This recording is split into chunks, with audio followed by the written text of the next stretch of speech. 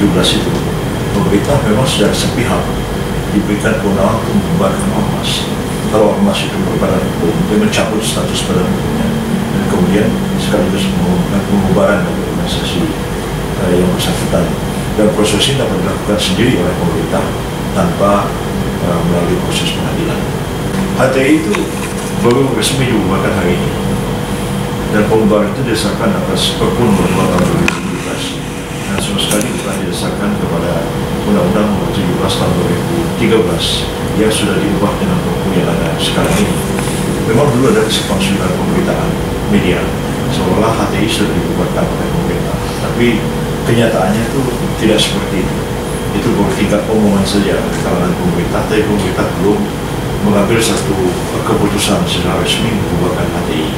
Karena berdasarkan Undang-Undang 17 tahun 2013 itu ada proses pelatihan yang harus dilalui oleh pemerintah sebelum membubarkan suatu ormas, dan itu akan panjang waktunya. Dan karena itu pemerintah sengaja membuat Perpu 17 2017 ini untuk memangkas semua aturan-aturan tentang harusnya ada proses peradilan sebelum pembubaran ormas menjadi kewenangan langsung yang dimiliki oleh pemerintah untuk secara sepihak menilai satu ormas itu begitu begini, antara lain menilai satu ormas itu apakah mereka menganut, mengembangkan dan menyebarkan paham yang bertentangan dengan Pancasila.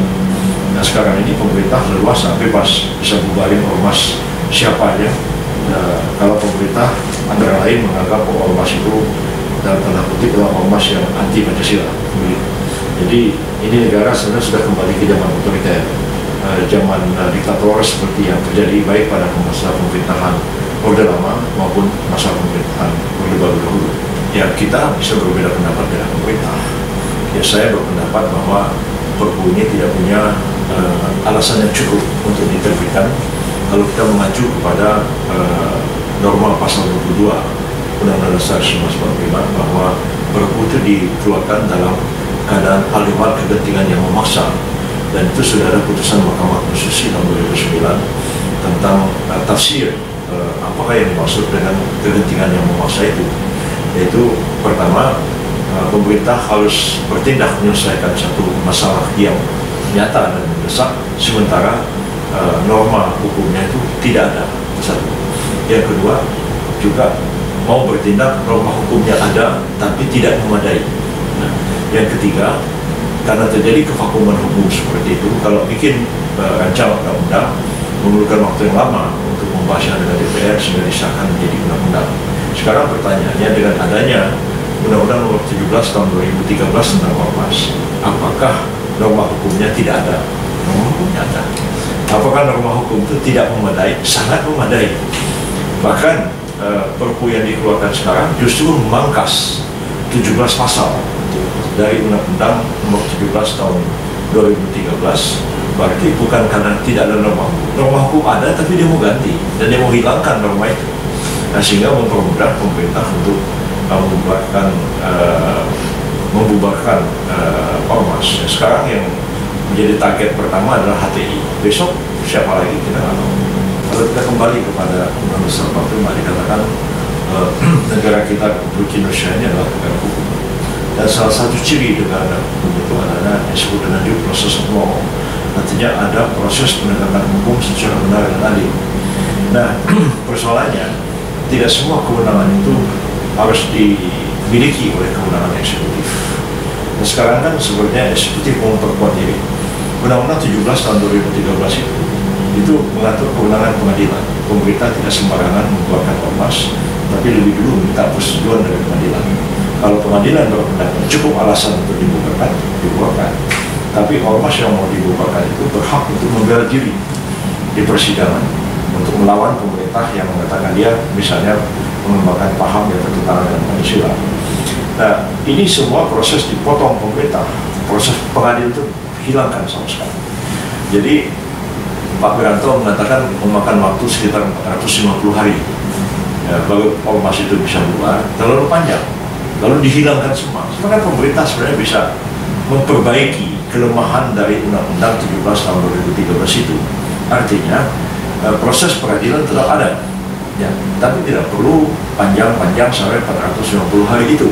Misalnya kalau pemerintah mau membubarkan ormas, dia kasih peringatan 3 kali. Kalau 3 kali tidak diindahkan, katakanlah 3 kali itu 1 minggu, 2 minggu, 3 minggu tidak diindahkan, dia bisa bubarkan. Nah, tapi bubarkan lewat pengadilan. Jadi peringatan itu kan penting. Dan kalau orang dikasih peringatan, kalau peringatan harus jelas. Apa yang tidak boleh, apa yang boleh. Kalau apa yang diperingatkan sudah dipenuhi, ya selesai. Saya waktu masih SMA pernah dikasih surat sama kepala sekolah, ya saya diskors, ya tidak boleh datang ke sekolah karena rambut saya gondrong. Nah, besok saya gunting rambut saya datang ke sekolah. Saya bilang sama kepala sekolah, nih rambut saya sudah saya gunting, apa Anda masih melarang saya pergi sekolah? Kepala sekolahnya langsung diam. Jadi kalau apa yang dilarang itu sudah dipenuhi, selesai.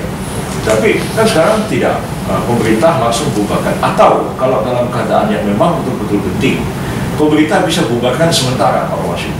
Seperti pejabat yang korupsi, pejabat yang melakukan makar, kan diberhentikan sementara.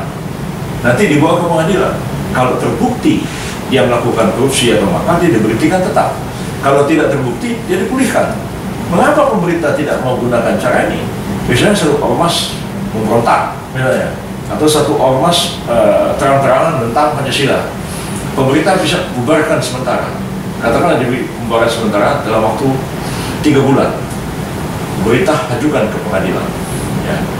Ajukan ke pengadilan, dan nanti kalau pengadilan mengatakan cukup alasan bubarkan, pemerintah bubarkan. Kalau pengadilan mengatakan tidak cukup alasan, tidak cukup bukti, maka pembubaran sementara itu dapat dicabut oleh pemerintah. Dan kalau proses pengadilan itu tidak sampai yang panjang, mudah-mudahan bisa membatasi. Katakanlah misalnya kalau pemerintah membuat perkara ingin membuatkan satu ormas yang bertentangan dengan undang-undang keormasan, katakanlah proses peradilan itu harus selesaikan dalam waktu 1 bulan.